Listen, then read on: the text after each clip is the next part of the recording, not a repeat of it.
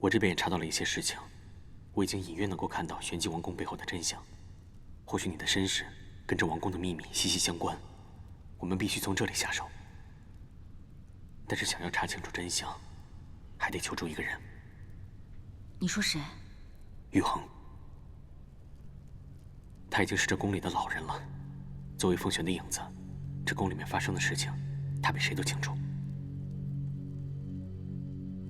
他为什么会帮我们？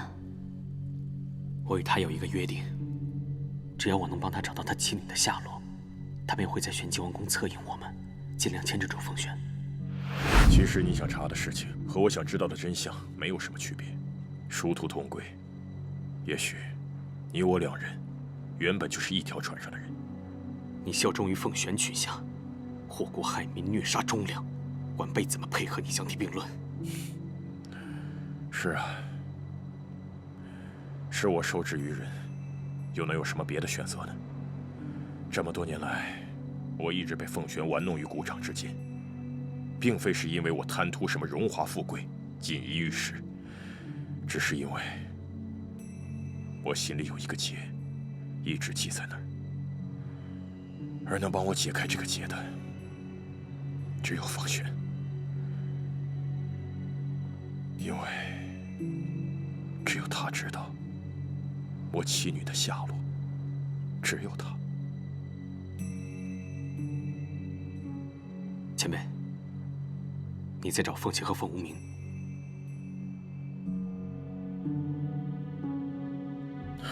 我知道，也许我根本找不到他们。这么多年来，我一直隐在凤璇的身后做他的刽子手，就是因为他跟我说，他们还活着。我不敢不听他的话，万一他们真的还活着呢？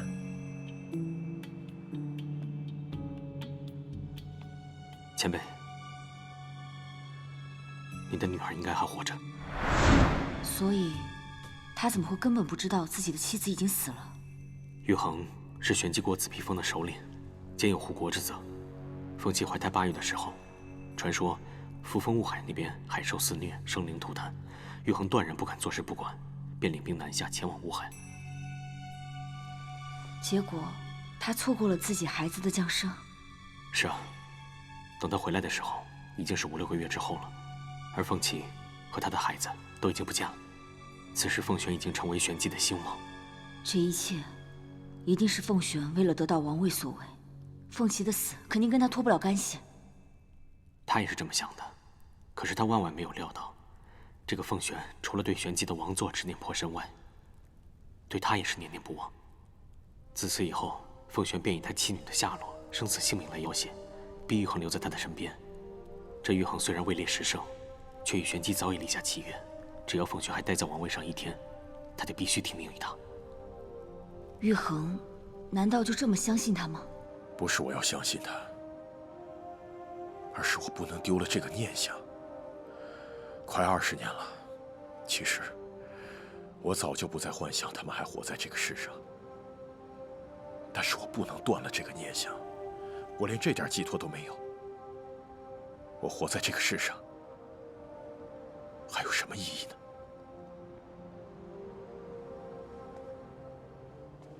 我答应你，替你找回他们。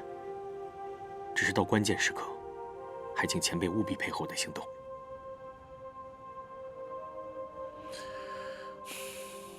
你想要什么？你想和我交换什么？若她真是你女儿，我所希望的，只是你们父女团聚，如此而已。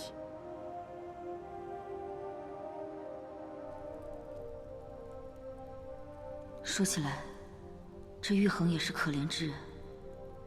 快这边！我跟玉衡约在瑞辰宫1个时辰后见。快点！我们现在赶紧走。在哪？还想逃？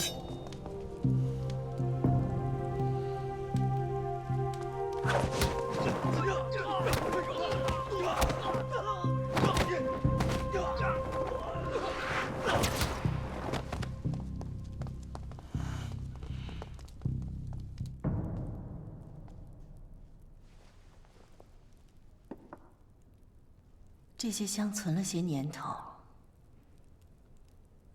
本想等你成亲的时候一并燃了。如今看来，我也不用费心思的再存着了。侄儿啊，你怪不得我狠心，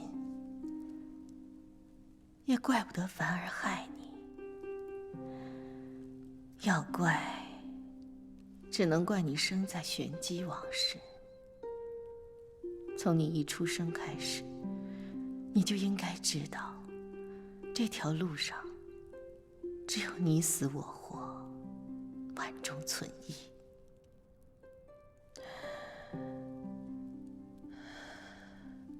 我当然知道，害你的人不是那个假医生。我也知道，你死得不明不白。可是那又如何呢？玄机的凤冠上一直都是带着血的。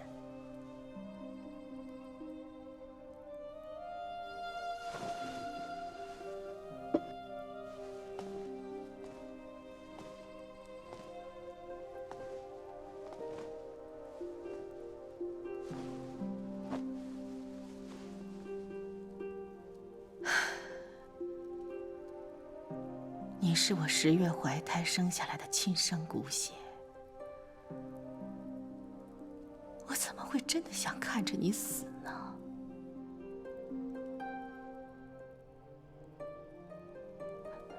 可是你的命不好啊，你听到了那些不该听的话。不是我不相信你，我是不相信玄机王室这些烂了的人心。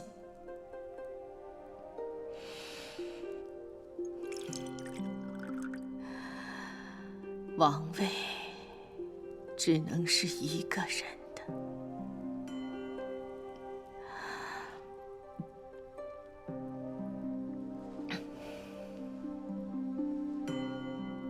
你虽然年长几岁，可是论智谋、心机、狠辣，你却远远不及凡儿。这个王位是个牢笼，更是个诱饵，自相残杀，不计生死。谁是最后的赢家？谁才是玄机最尊贵的人？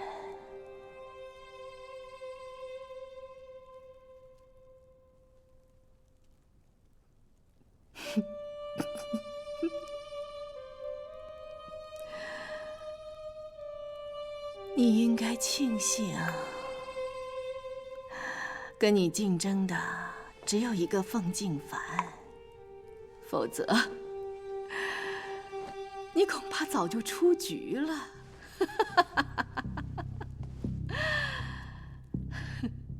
你若是能够明白我的这片苦心，就在天上好生庇佑你的母王，让我在这个王位上做得更久一些，做得更安稳些。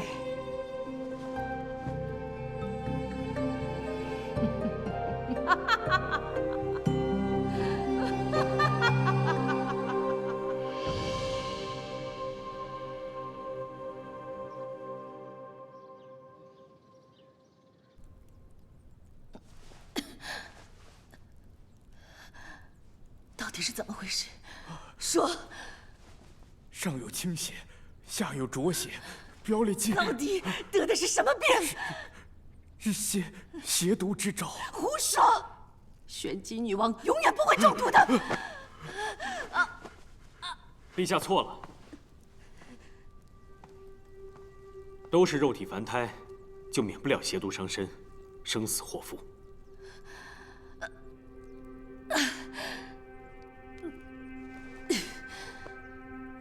退下。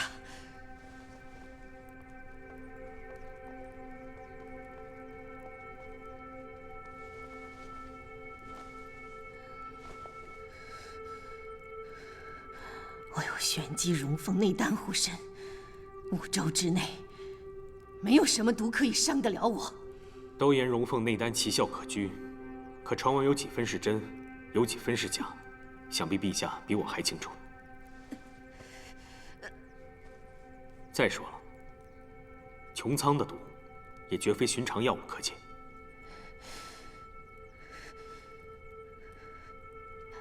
你竟然下毒害我！哼，如此卑鄙，是何居心？我倒是想问问陛下，自己给自己下毒，这一场独角戏演得玄机宫中人人自危。陛下，您是何居心？不过陛下也不必过于惊慌，此毒下的浅，不至于要您的命，最多就是样子难看了点。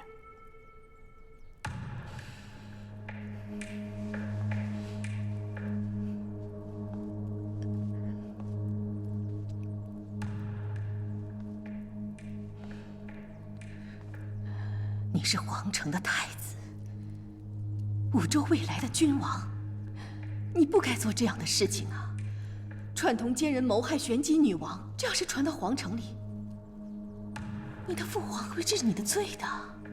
5州各国谁家的王位都可以争，可以抢，可也就只有你玄机的王位该是谁的就是谁的。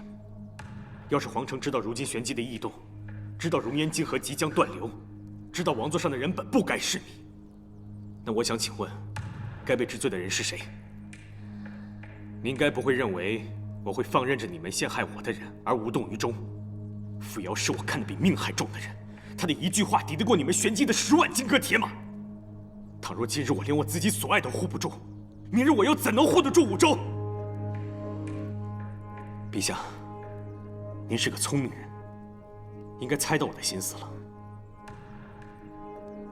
我隐忍至今只为一事，我要知道19年前玄机宫中究竟发生了什么。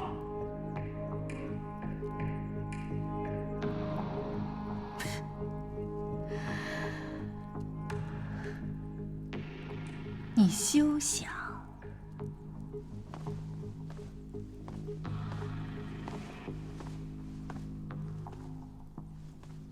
硕郎，他要害我，你杀了他，马上杀了他！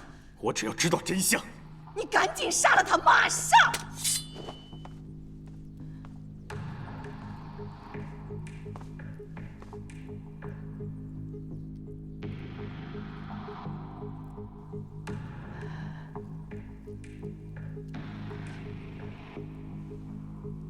没想到，连你也背叛我。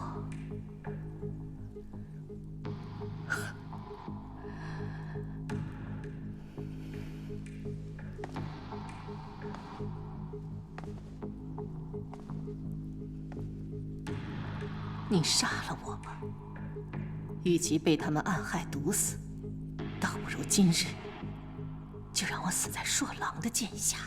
他们到底在哪里？动手吧！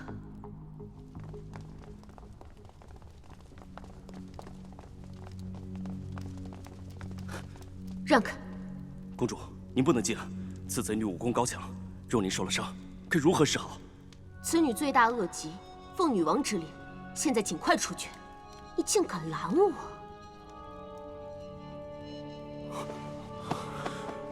还不快把那个贼女给我押出来！贼女，她逃跑了。什么？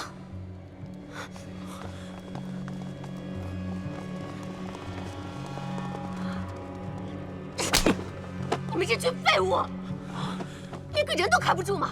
还不快去搜！今日把这里给我搜个底朝天，也要给我找出来！是。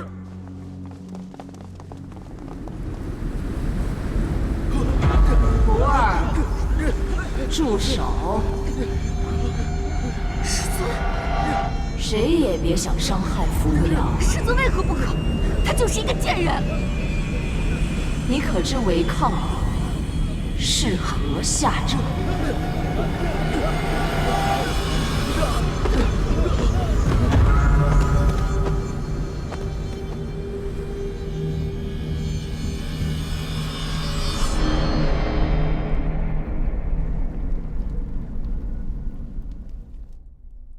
这把剑的名字，你还记得吗？魁少七星剑。这里面有天玄，也有玉衡，有你，也有我。当年我倾玄机举国之力为你铸成此剑，没想到今日你竟然2次要用它伤我。说了，你可以不接受我，不在意我，甚至也可以背叛我，但是你不能不相信我对你的好，把我这么多年来对你费尽的心思都当成是假的。我不想杀人，就这最后一次了，就这一次了。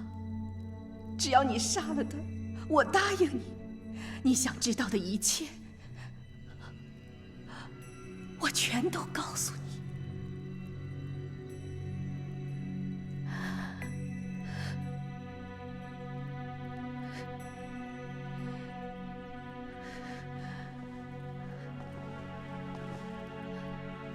他们都是在利用你，只有我是最在意你的人。杀了他，我会告诉你真相的。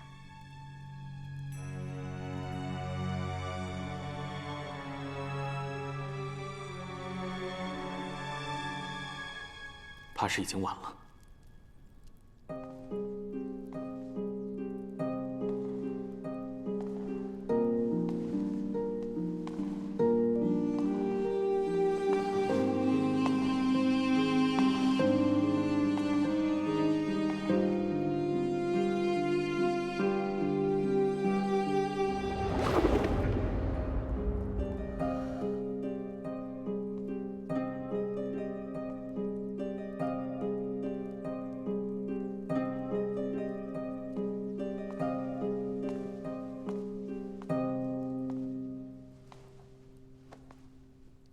前辈，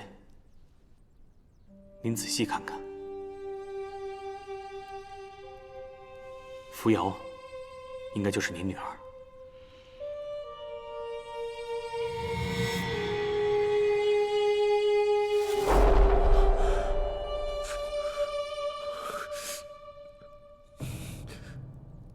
因为她就是凤虎鸣。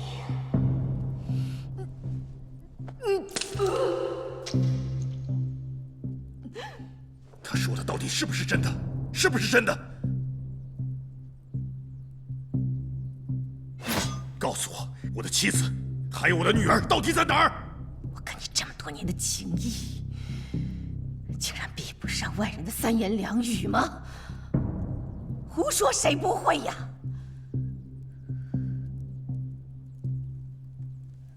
他们为了夺走我的玄机王位，煞费苦心，先杀了我的王长女凤静直，现在又来下毒害我，更是站在这里妄言挑拨，给你编造出一个假女儿来。难道你看不出来吗？他们这是在利用你啊！我凭什么相信你？因为你的女儿早就死了。我知道你心疼你的女儿，我一直没敢告诉你，我怕你知道这个消息以后，会因为失去了惦记，活不下去。说老，这个世上就只有我一个人在意你，即便是你怨我、恨我，我也不愿意让你受到一点点的伤害。可是我没有想到，他们竟然利用这一点来害我，来伤害你。这样的险恶用心，怎么能留呢？我宁愿因为没有解药被他们毒死，我也希望你杀了他们，杀了这2个骗子。前辈，我答应过您，若她真是您女儿，我只希望看到你们父女团聚。这是我的答案，也是我对您的承诺。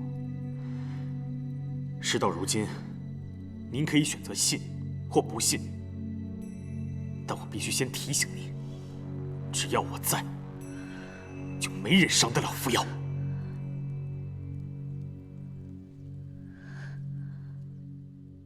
我有一个办法，可以证明他是不是凤琪的亲生骨血。说。开香炉，燃凤胆，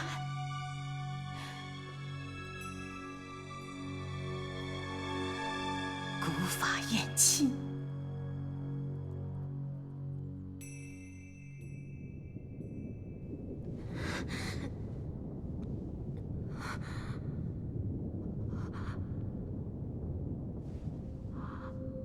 师尊，师尊是你吗？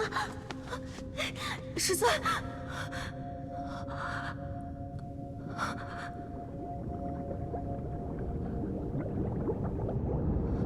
你为什么带我来这儿？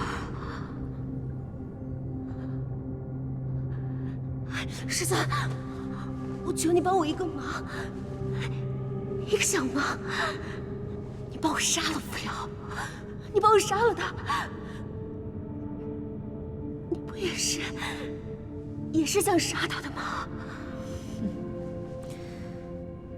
我何曾想过要杀扶摇？我可以杀尽天下所有的人，但是我不会杀他。难道连师尊你也要保他？他是一个19年前就该死的贱人！为什么你们所有人都要拼了命的保他？为什么？师尊，你帮我杀了他，你帮帮我！你当真不知道吗？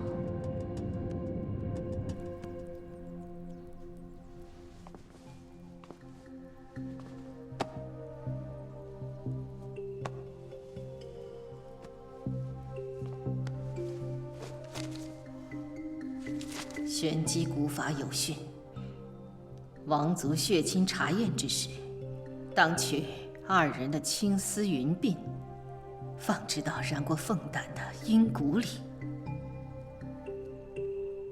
这上面说，等到凤胆燃尽之时，倘若你们2人真是玄机王室亲生血脉，阴骨里便会红光一片；倘若不是，亦或2人毫无关联，此时就会黑雾遮盖，阴云不散。这是玄机王族的古法，不会有错的。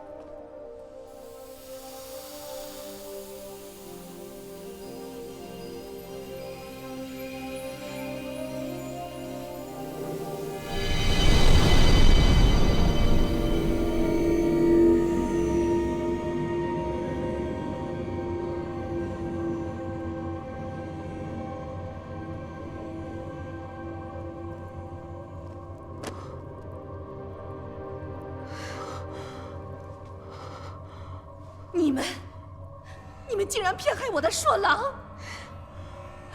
你看看呀！我怎么会骗你呢？一直在骗你的就是他们呢。你的凤琪死了，你的女儿也死了，你现在有的就只有我了，硕郎。硕郎，只要有他们在，玄机就不再是我们的玄机了。无极，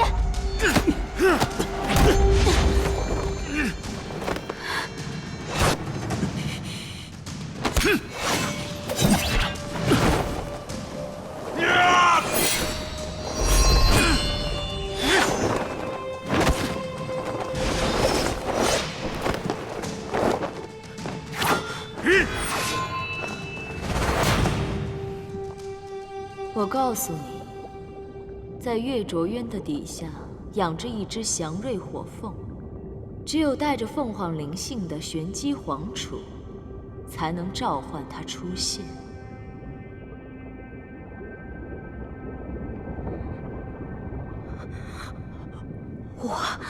我是暗恋而出的公主，我是玄机王座唯一的继承人，我有凤凰灵性，我可以帮着师尊。为了唤醒这只火凤，我已经等了太久了。如果佛莲能帮到师尊，那是佛莲最大的福分。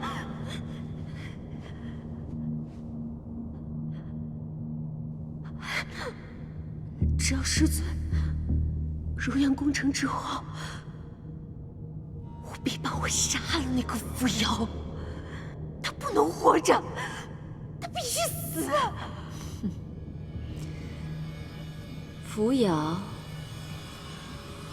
他终究是要死的，但是他怎么死，什么法子死，只能我说了算。师尊说的对，他的生死全由您定，都由您说了算。只要您肯杀了扶摇，你要突然干什么，我都可以。我这就为您召唤祥瑞火凤。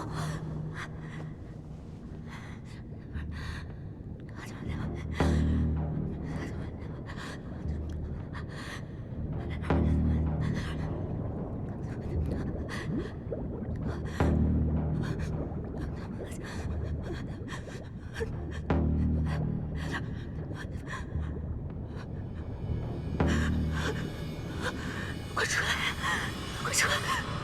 快出来！快出来！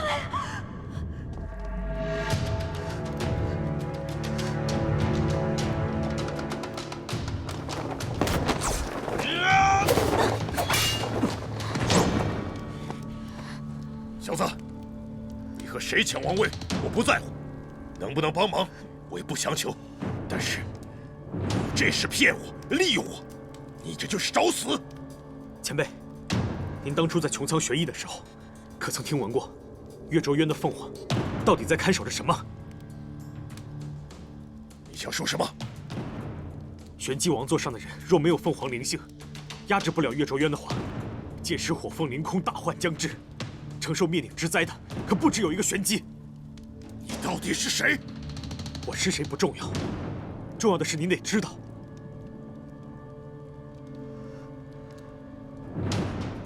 她正是你女儿。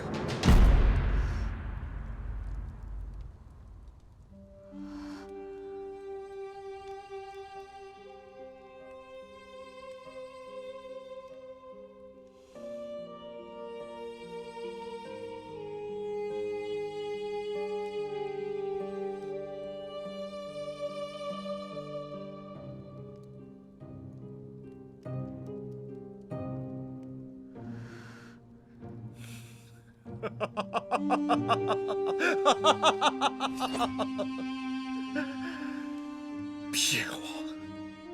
都骗我！你们全都在骗我！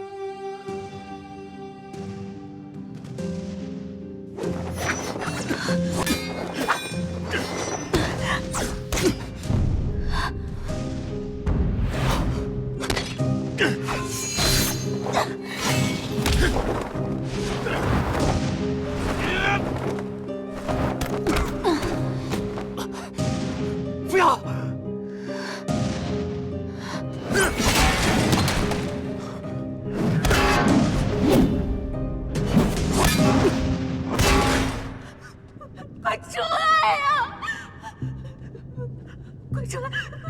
哲儿，师尊，你相信我，你相信我。别白费功夫了。能不能唤醒祥瑞火凤，你很清楚。我是寒莲谷主，我是唯一的继承人。你相信我，师尊，我可以的，我可以的。你根本不是玄机正统，我是正统，你就是个没用的赝品。赝品？我不是赝品，我才是正统。我不是赝品。如果我是赝品，那谁才是真正的玄机正统？谁是啊？谁有真正的凤凰灵性啊？谁有啊？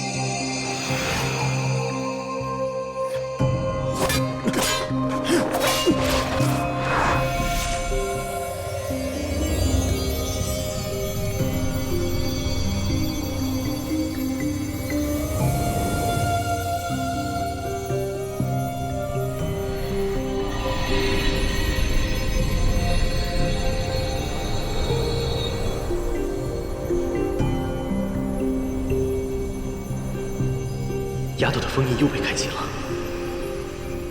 玄机宫中凝结魂技的地方，便是这祭坛。这里能解开她的第3重封印。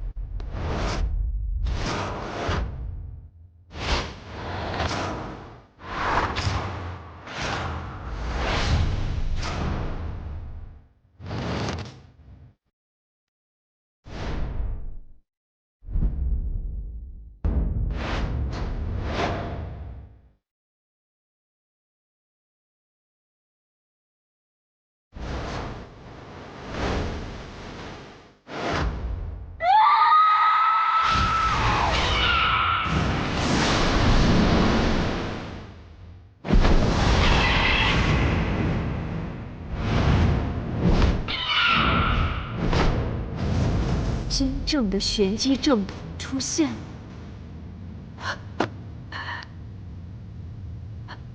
是谁啊？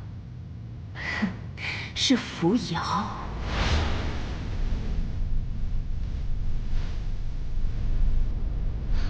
这回你信了吗？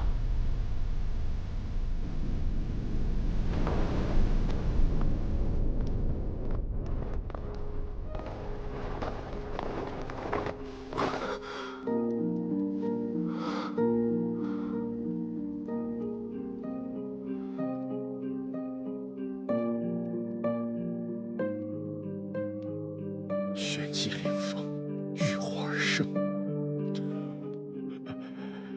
原来这血就是火，这凤就是玄机女王，你才是真正的玄机正统。这就是我的鸡生骨肉。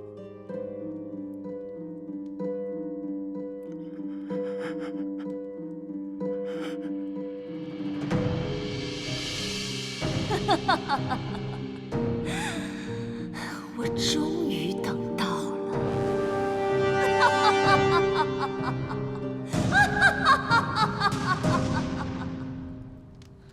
我全都想起来了。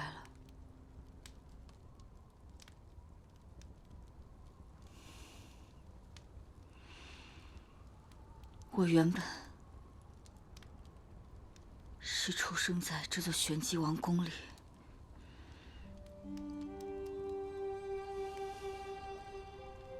他们说我是寒莲而出的公主，因为我出生在冬日里，原本枯萎的莲花都开了。你有罪，你的罪就是生在了帝王家，从你一出生开始，就注定是个悲剧。你今日就是来跟我吵架的吗？我告诉你，王位是我的，玉衡也是我的，你抢不走。我们的女儿还没有取名字，我要留下来，等她回来。你等不了了。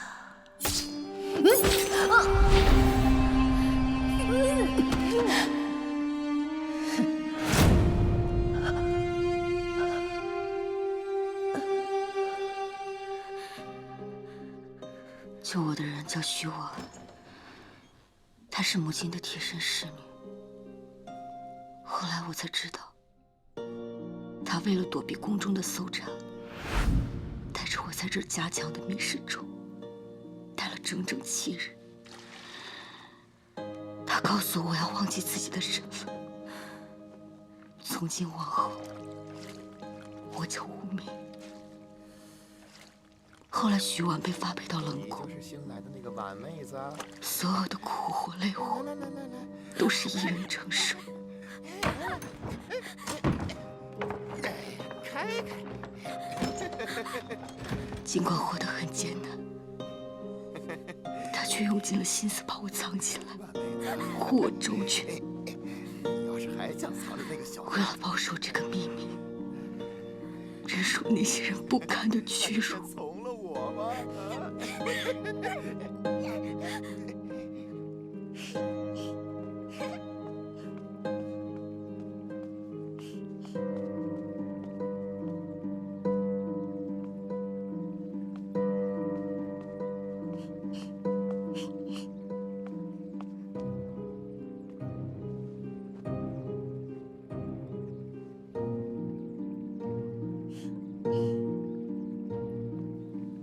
那个时候，冷宫后面飞起的莲池，就是我唯一的去处，也是我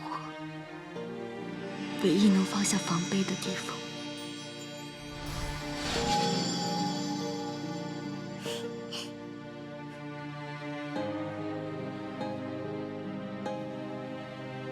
直到那天，我遇到了他。你是谁？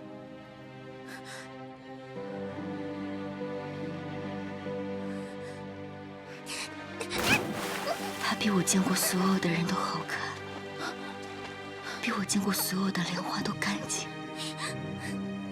我想，他一定是这世上最耀眼、最美好的神赐了。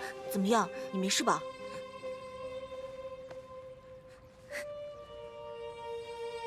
你冷吗？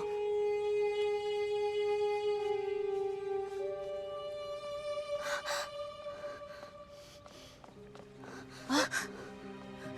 走。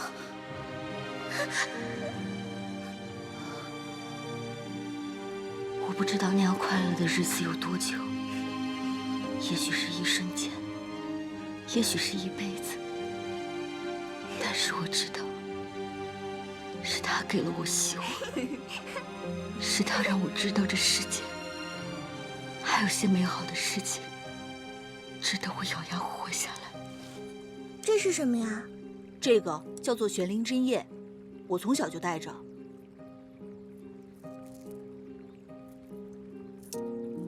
送给你，就当是你我相识的信物吧。还从没有人送给我东西呢。明天我就要离开玄机了，你愿意跟我一起走吗？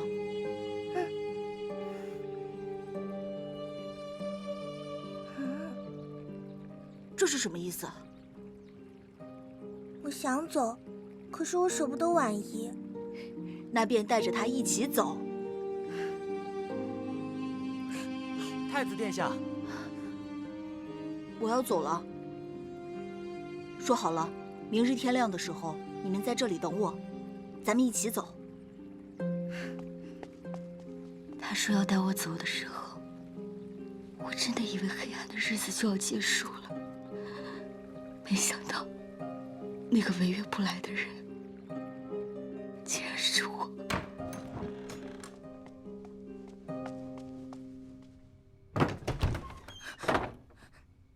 给我！我不，你到底给不给我？哼，我有法子让你交出来。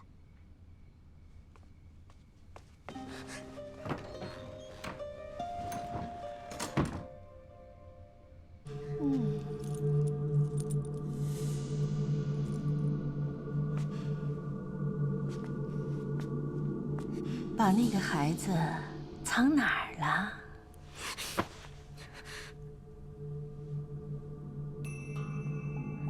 不说呀？好啊，来人，拖下去，行梳洗之刑。是。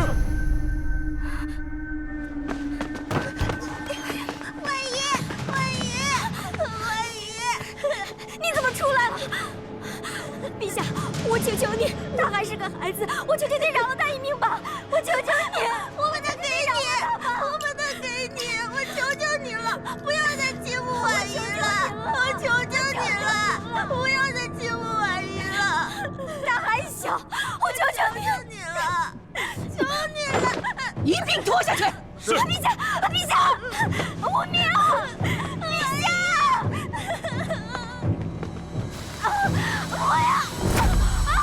他让他们打死婉仪，又说要打死我。有个侍卫实在看不过，偷偷给我留下了一口气。哎呦！那一天，行了行了，不哭了，我死过了一回。不哭了。那一天，我又重新活了过来。没有记忆，好了，没有过去的活了过来。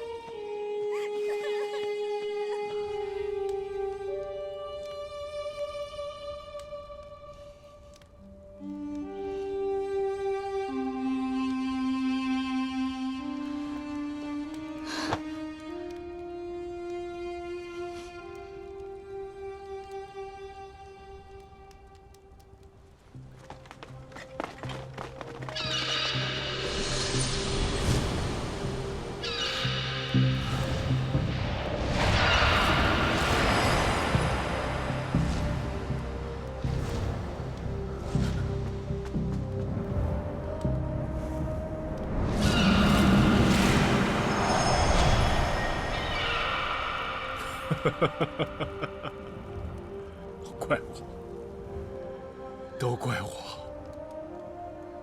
都怪我，这一切全都是我的错。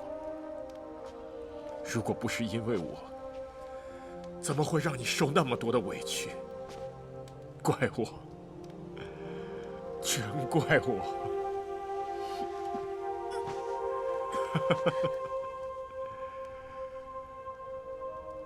我听说，你出生那天的晚上便是如此，整个宫中花香弥漫，犹如仙境一般。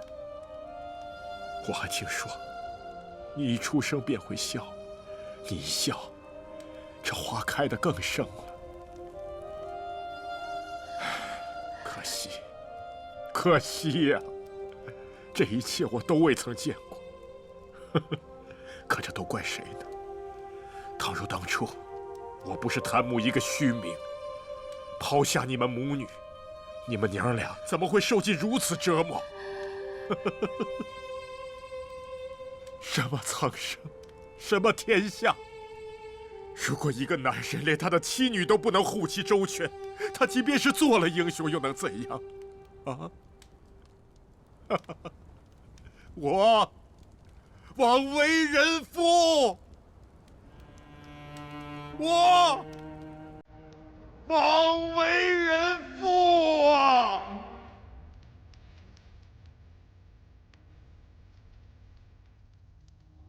你一定在怪我吧？其实就连我都鄙视我自己。这双手，曾经以忽悠天下为己任，可如今沾满了鲜血，残杀了无数的生命。我知道我丧尽天良，但却又情愿为虎作伥。你知道我这么做是为什么吗？因为我一直都想找到你，还有你的娘亲。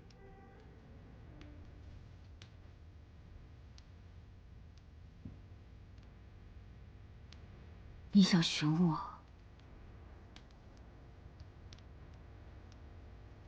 你想寻我和娘亲？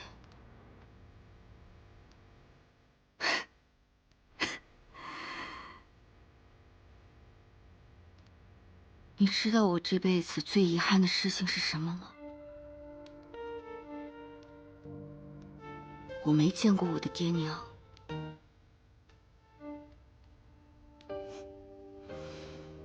我也不知道他们为什么不要我。我曾经无数次的幻想过我自己的身世，想过站在他们面前，跟他们说，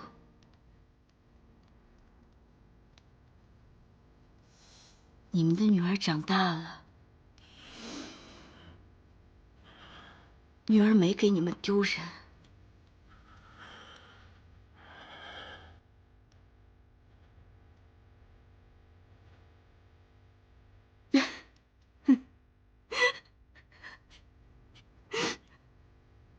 只是我从来没想过会是今日这样的场景，所有的天人永隔，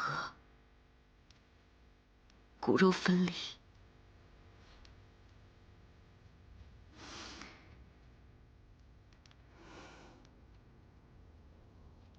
竟然都是因为那个王座。王座，我知道我没有资格让你认我这个父亲。为了那些执念，为了那些天下大义，多少人放弃了自己的亲情。可是我管不了这么多了。我今日站在这儿，我就想让你看看我。我告诉你，你们的女儿长大了，你看我长得像不像娘亲？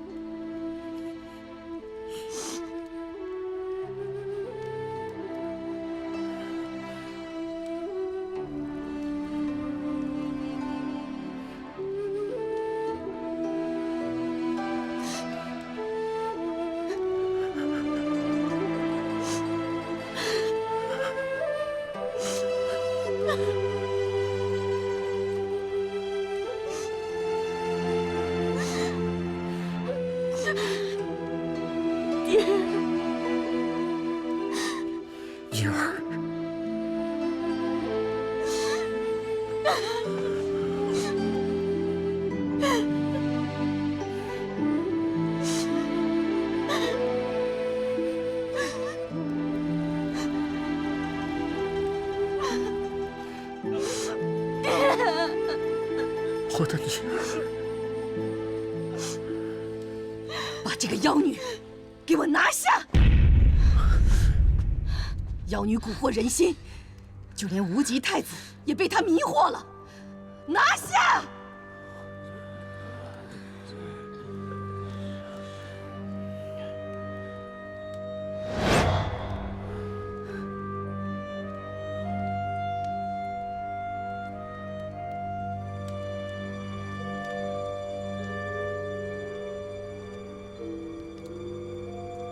你们怎么都不动？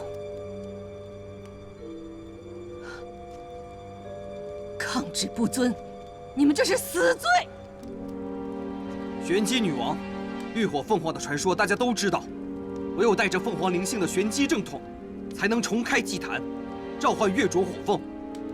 今日这番异象，只能说明一件事：他才是真正的玄机正统。唐懿宗愿为陛下效犬马之劳。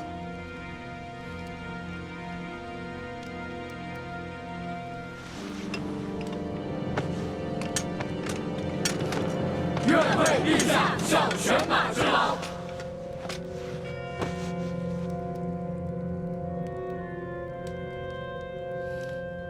骗子！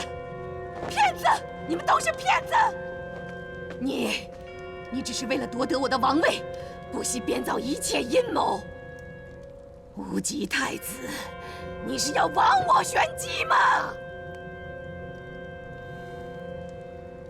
您是长辈，我本不想当众说出您的罪过，可这会儿您偏要逼我。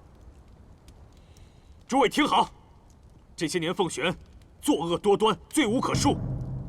我只列出其中最要紧的3点：其一，谋害凤琪母女，以不正血脉夺权篡位；其二，以凤琪母女的生死下落，逼迫玉衡将军杀人卖命，做尽不堪之事；其三，为了掩盖岳卓渊的真相，杀人无数，罪行滔天，罪无可赦。证据呢？你信口雌黄，你说的这桩桩件件，你有证据吗？证据当然有。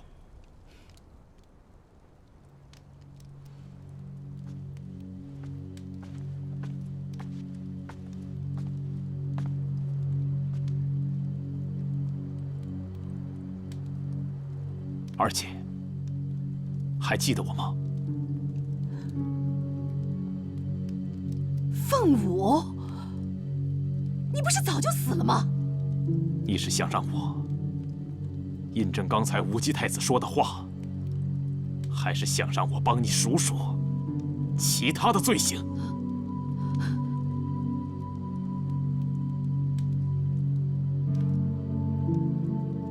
当年是你负责追杀的，他现在就站在你面前，你还不动手？难道说你是想让他给你索命吗？你闭嘴！就是你胁迫我，让我替你卖命杀人，你逼着我丧尽天良，我这双手罪孽深重，罪不可恕。但是今日，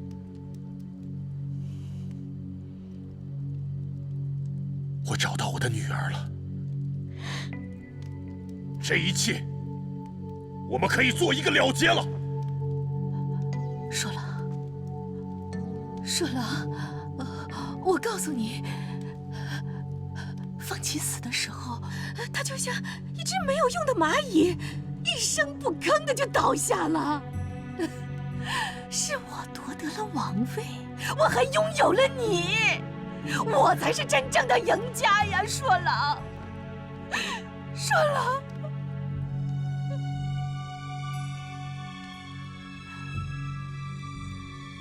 你想要认你的女儿，你还得看看我答不答应。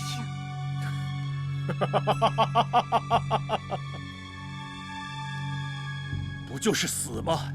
这条命，你若喜欢，你便拿去。爹，当年，他为了胁迫我替他卖命杀人，不知道从哪儿弄来一个法子，以我2人的性命作引，结下了一个誓约。从此之后，只要我还活着，便不能违背他的意愿。我要你杀了他。这种誓约来自穹苍，牵制力极强。倘若你单向毁约，定会遭受反噬之力，危及性命。我知道。爹，既然是约定，能力自然能减。我和扶摇助你，咱们3人合力，应该可以试着破除。只不过这匕首武功怕是得要废了。一定有其他办法的，爹。不用了。今日，我知道了当年的真相，找到了你，知足了。孩子，爹宁愿死，也不愿意受制于仇家，不仁不轨。不可！爹，不要！双狼！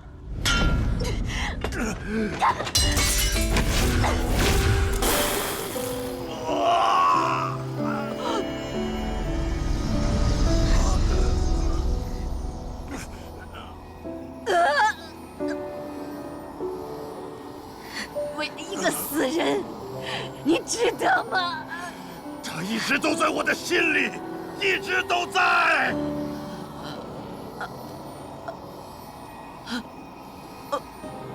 看来是我输了。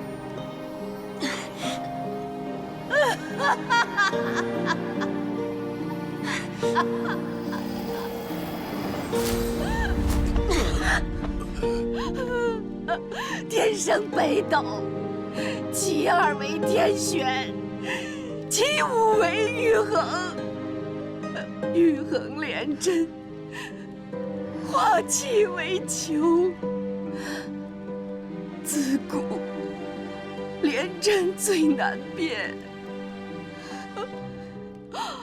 我方才是信了双郎。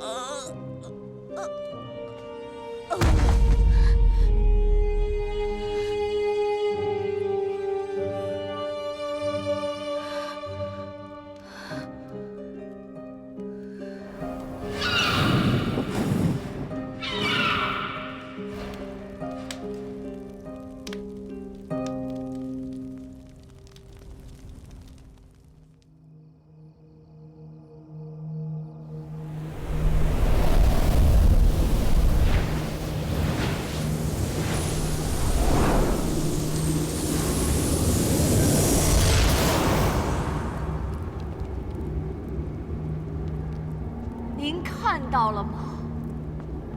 哼，火凤腾空之日，便是邪火再生之时。很快，这五州就会重新成为您的五州，他们所有人都将成为地飞天的信众和仆从。哈哈哈哈哈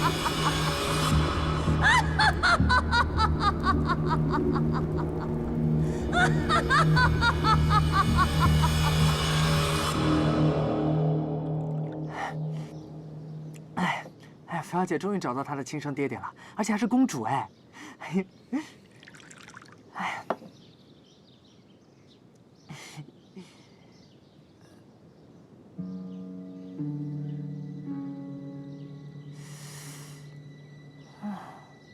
这个到底是什么呀？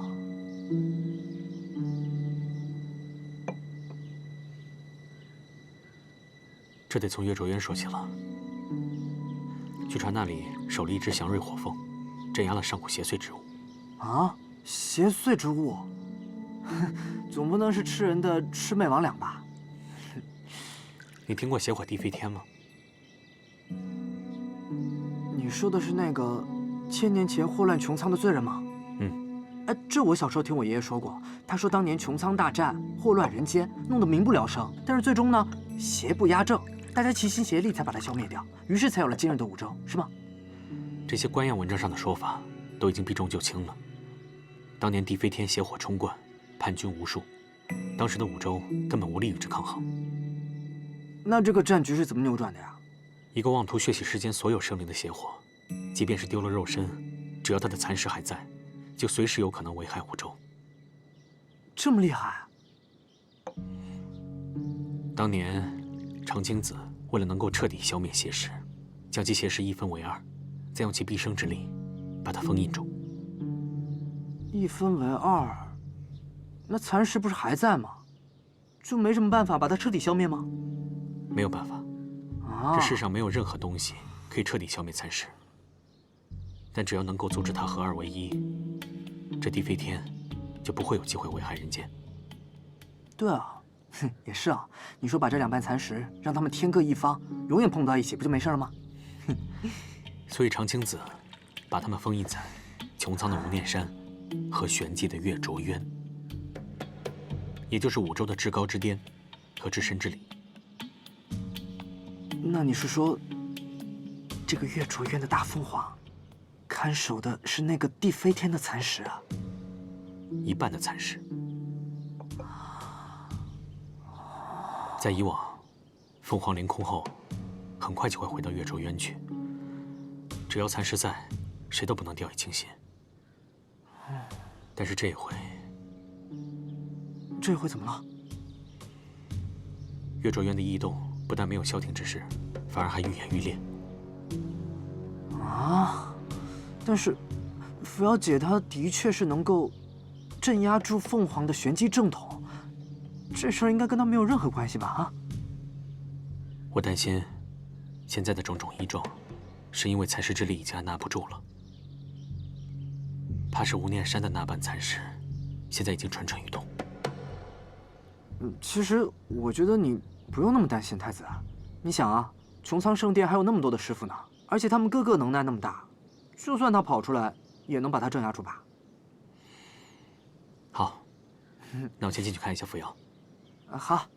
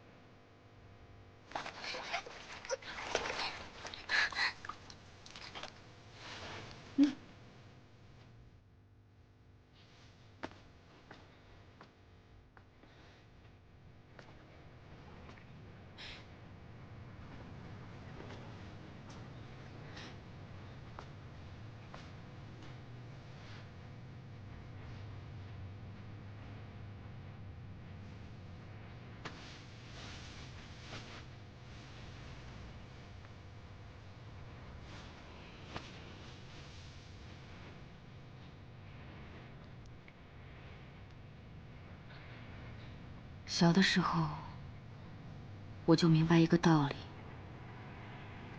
没有人疼的小孩，不能流泪，不能疼，甚至都不能难过，因为没有资格，也没有退路。人类只会换来更多的麻烦。人世间有那么多的不公平，人生出来就被分为三六九等，可我偏偏就是最卑微的那个。我可以怨，可以恨，但我偏偏不能忍。我一直咬着牙告诉我自己，我要变强，我要变得比那些人都强。这样我才能活下去。其实这一路走来，真的好累，好累。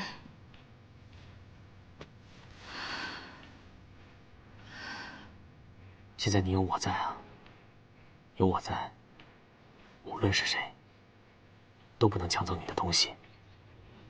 都再也不能欺负你，包括我在内。无论你哭，你笑，我都会一直陪着你，陪着你到最后。你说，如果那年我爹没有带兵出海，凤轩没有杀了我娘，又或者佛莲没有高明，我跟你离开了玄机，是不是一切都不一样？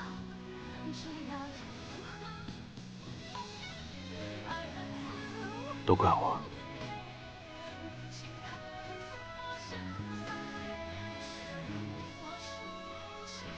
都怪我，怪我没有早点找到你，没有好好护着你。怪我来得太晚，走得太急，对不起。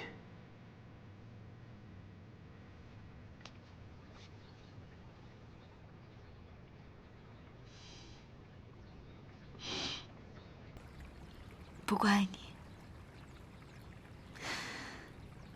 那一年，是你让我相信世间还有美好，是你给了我活下去的希望。现在，又是你让我相信了人心，相信老天爷并没有抛弃我。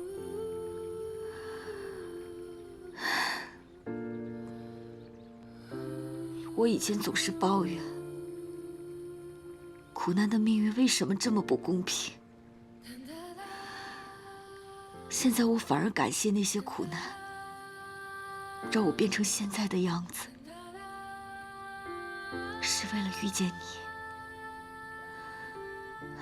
所以以前遇到的那些，都是值得的。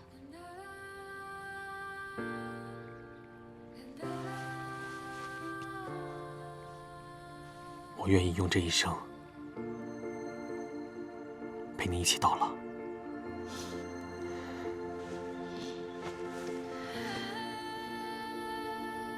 无论何时何地，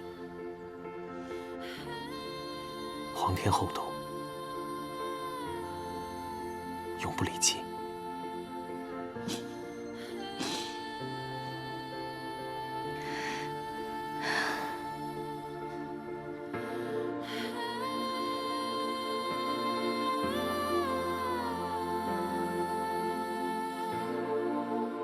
您真的要走了？不过是去找一个清静的地方参禅念佛。往后，兴许还会见到的。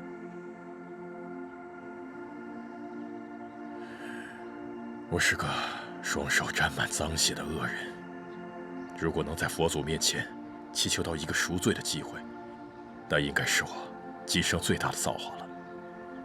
当真就不能再多留些时日？只要心里有1日和1000日，又有什么区别呢？孩子，你记住，不管往后的路有多艰险，总归是有尽头的。能和真心爱你的人在一起，再大的难处，又算得了什么呢？此生能有一个知心爱人，要好好珍惜，万万不可辜负。别像我，归来的时候错过了你娘，此生只能和愧疚相伴。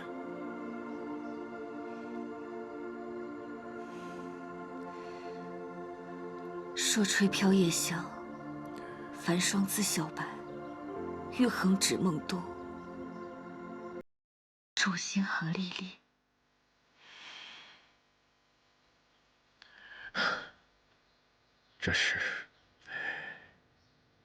这是当年他写给我的信，你怎么会知道呢？这信，娘一直留着。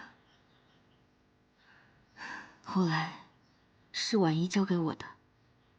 无极进宫那年，教会了我认上面的词。娘之所以这样做，就是希望有朝一日我能见到您，然后告诉您，男儿当以天下为先。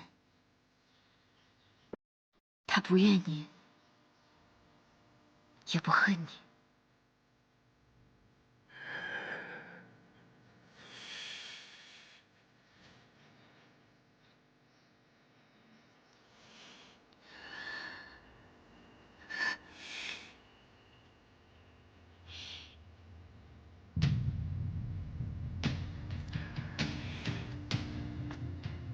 好生带的。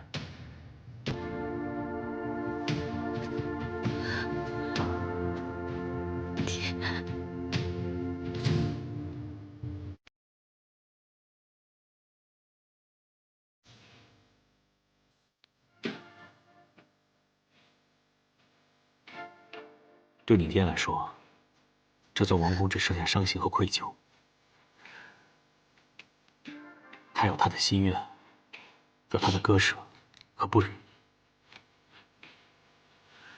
离开对他来说，或许是最好的归宿。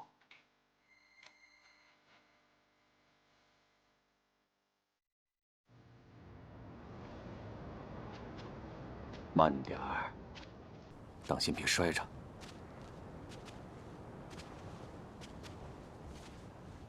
五哥哥，送给你的。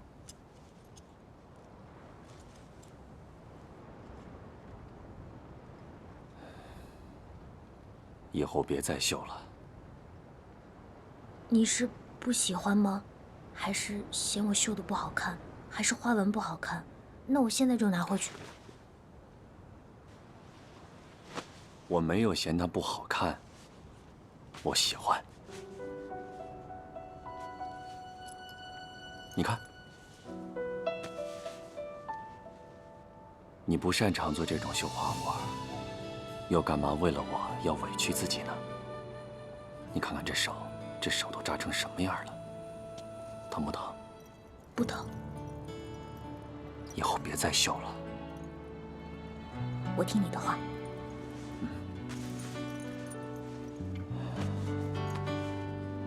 皇上，玄机来信了。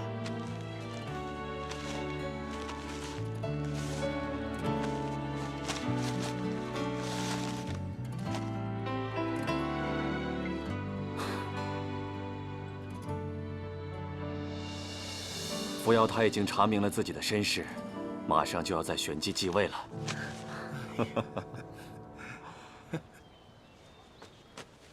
来，你们的药，谢谢谢谢。去学药吧。好，谢谢啊。师傅，天麻没了。那你就用相同剂量的钩藤入药，或者看一看有没有山羊角。好。把这药放在服用剂上。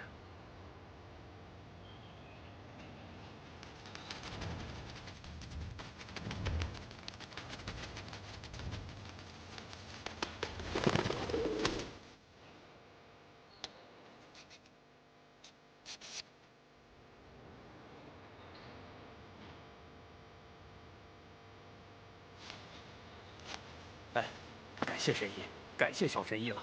要是没有你们，我们全村都得死在这场灾病里啊！感谢恩人呐。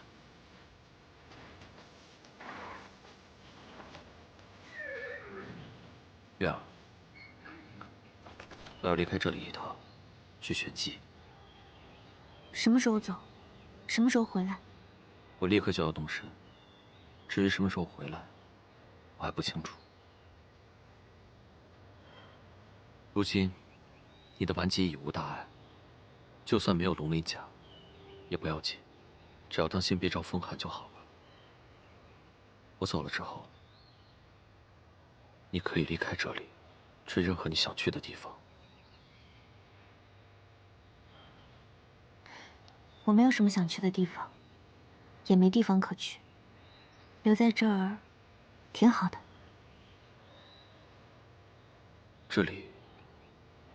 这里实在有些偏僻，时间长了，对你太过于清贫寡淡。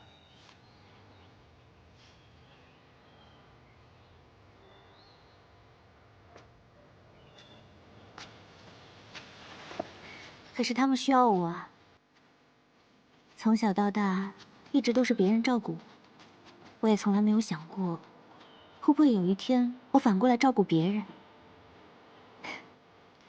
直到遇见他们，我第一次觉得自己这么有价值。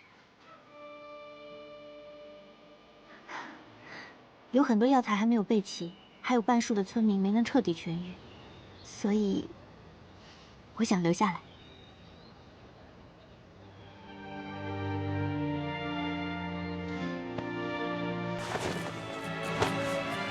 时候不早了，你先回去吧。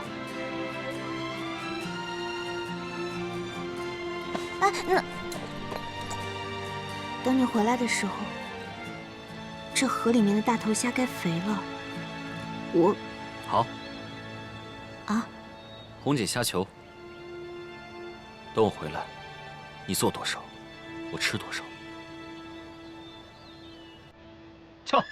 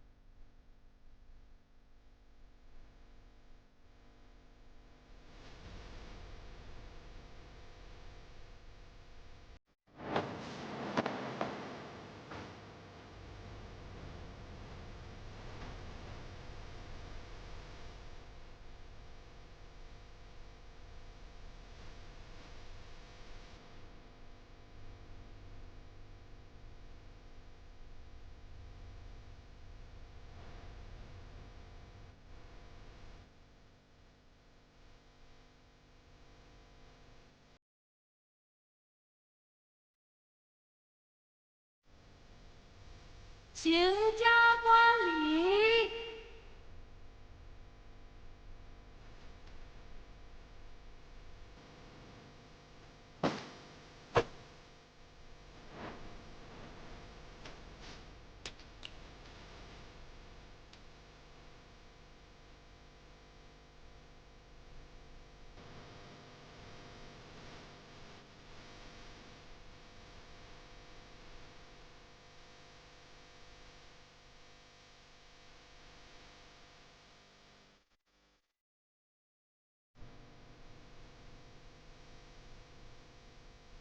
1岁之政，1月之令，贤加而福，顺而成德，敬而威仪，殊慎而得，黄狗无疆，受天之庆。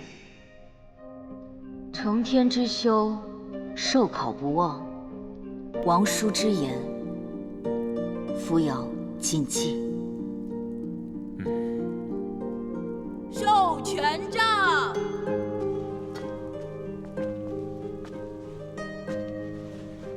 承天启运，受命于天。我以天权皇城太子之名，授尔以神杖，正耳名玄机女君，心系五州，造福子民。多谢无极太子，玄机女君不敢忘五州。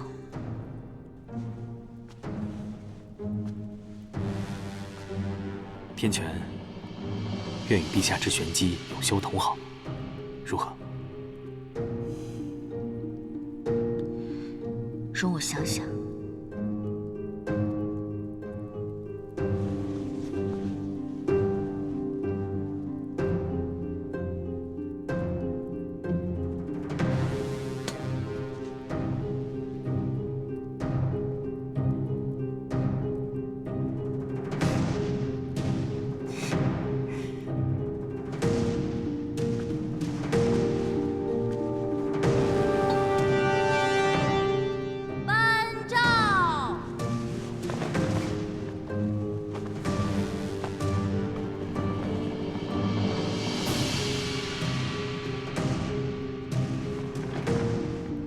诏曰：玄机建国已逾1000载，女王治世，民享清明。